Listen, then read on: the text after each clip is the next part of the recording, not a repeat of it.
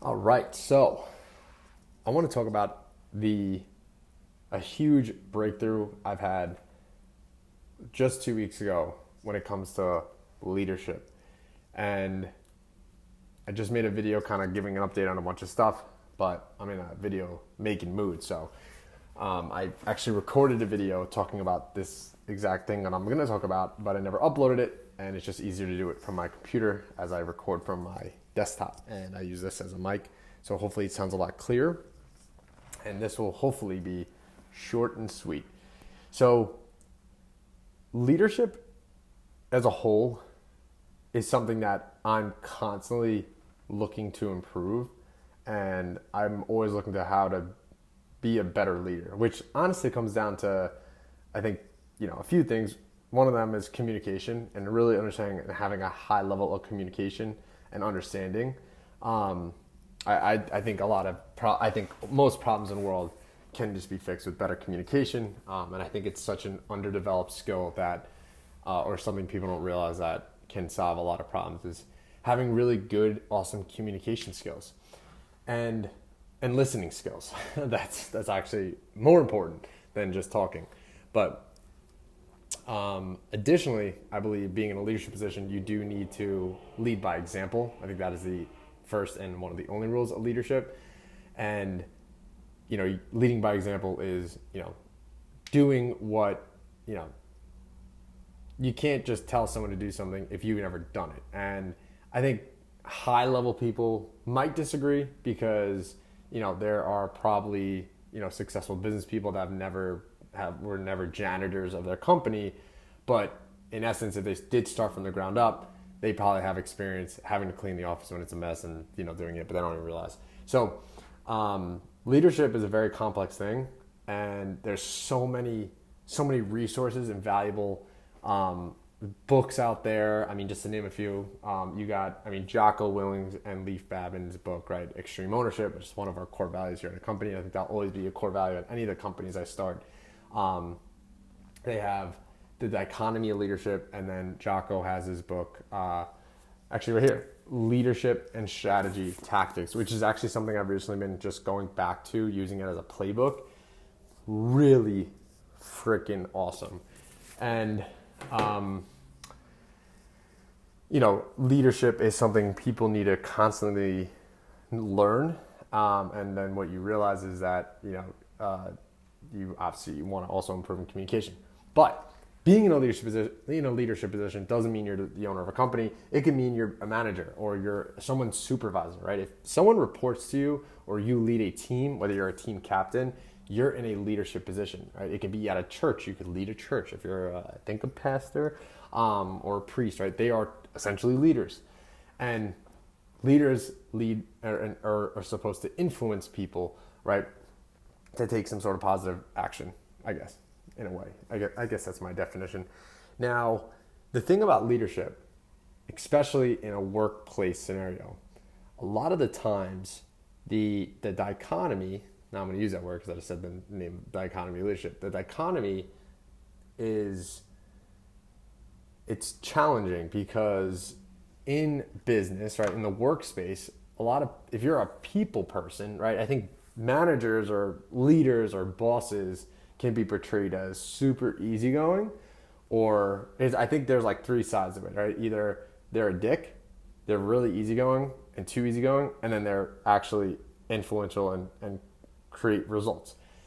And the tricky part is, especially if you're a person who is nice, is outgoing, likes to, make everyone happy, is a people pleaser, you can have a challenging time in leadership because you get really close with your people. And now getting close with people actually isn't a bad thing. So a quick story. This was in 2019. I had a client, a personal training client. This guy was worth millions of dollars. He owned a company that built cell phone towers, and they were pushing $20 million a year in top line revenue, right? So you're talking almost $2 million a month in projects and all that stuff. And he told me, he said, Nick, he goes, do not become friends with your employees. Business is business, personal is personal. And I took that with a grain of salt, right? And I was like, okay, like totally hear you. And this guy was the most humble man I ever met. He had a McLaren, he had a Lamborghini.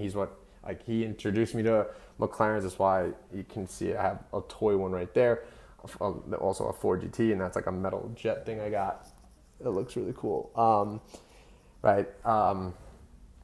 And when he told me that, I understood at the time, but I really didn't have a team, so it was whatever. But I always remember that. And one of his biggest things was he never understood system and processes. So he couldn't sell his business because of how important he was still in his business, right? If he were to train himself and really build a level of trust in his team and get people to take on more responsibility, he could have had the exact same business, but he wouldn't have the work in it as much, and he could have sold it probably at a much higher evaluation than what he got presented to, because someone did want to buy the business, but the evaluation they wanted to give him was low because he was in the business and he didn't realize that. Not the point. He told me that business is business, personal is personal. Do not become friends with your employees. Noted. Then you have Andy Frisella, this man who owns a multi-billion-dollar company, massive successful entrepreneur, says he's like, no, business is personal because you got to know what's going on within your staff's and team's life, because that can affect their performance. And that is something I was like, that it makes more sense. So we run weekly check-ins with all our staff, or we really try to do it with all our staff, because I want to know, like, are you good? Like, is every life going on? Like, is there a goal you're trying to reach? Can I help you reach there? Is something personal going on? Like, because the better you can help know someone's personal situation to an extent, you can kind of, help them through it and leave with more influence, and then allow them to do a good job at their job as long as they have clear expectations. Now, the tricky part, though, is knowing when to put your foot down and, in lack of a better words, almost come across like a dick. And when I say that, I mean, sometimes because, you can come across very easygoing and lax, people start to get comfortable. When people get comfortable, the line of respect slowly fizzles out. So then they feel like they can X or talk to you about certain things or X certain requests that aren't necessarily maybe professional or allowed, but you have a hard time saying no because you want to keep things happy and easygoing, right? Following me.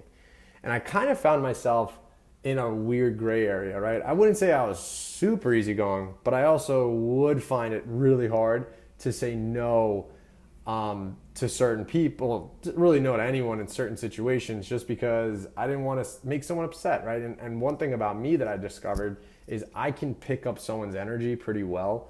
I hate to say it, but like I've heard things of like what being an empath is, but essentially like you can catch someone's vibe very quick. Some people can't. Like someone can have the worst day of their life and this person doesn't realize that. I'm pretty good at knowing like something's up, like, and usually I'm right 9 out of 10 times.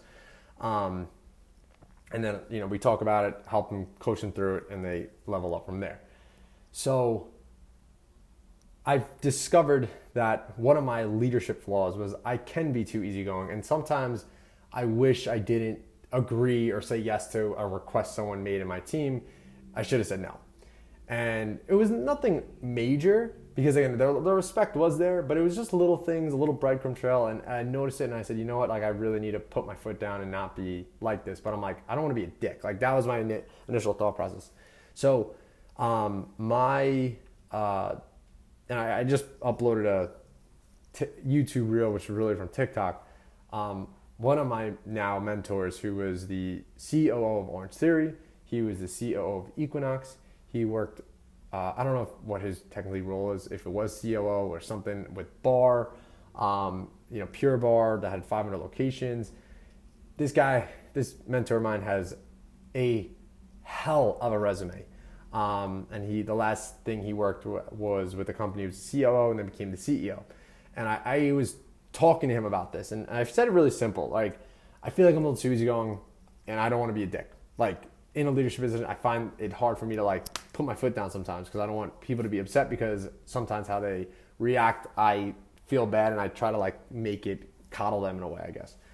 And he said to me, he goes, Nick, when I was the COO of this the last company, He goes, I was the man, right? Everyone went to me. I was managing everyone, helping them grow, develop, all this stuff.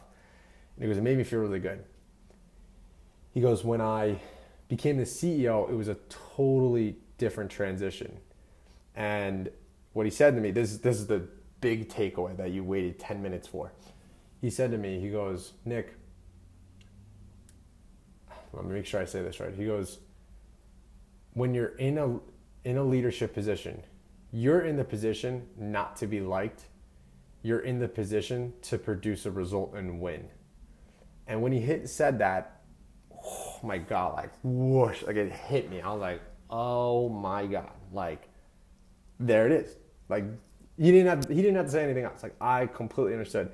And the thing is like I tend to forget I do have a sense of influence, and my intention's always to win. Like always, right? It's not to screw someone over. It's not out of pettiness. Like because of the culture and the values we have, like that is not even a thought.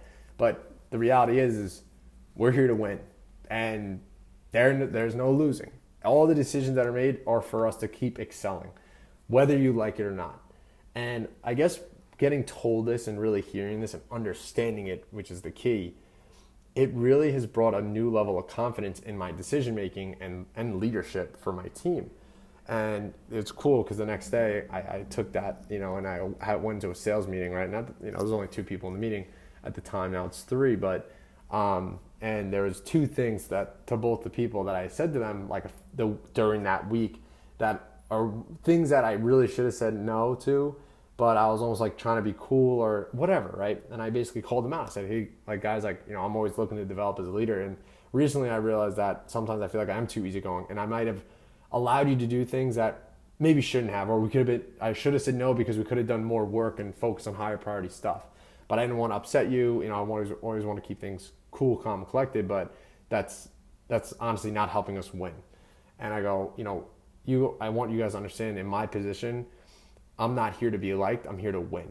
And at the end of the day, I'm going to hold you to the highest standard. And, I will make decisions that you probably won't be, might not be too happy about, but it's so you can win as well. Right. And that's the best, biggest form of love and that I think I can express to someone. And then I said to I said this to you the other day. I shouldn't have said that. No. And then this one I said, this happens pretty frequently. Really shouldn't. So that's going to end. Right. And it was so cool because they understood, and I almost felt like a sense of more respect, like fair enough, like you're right, and for me, it really has broke that belief of like, however they react is how they want to react, but they know, and I will remind them like, this is because we need to win.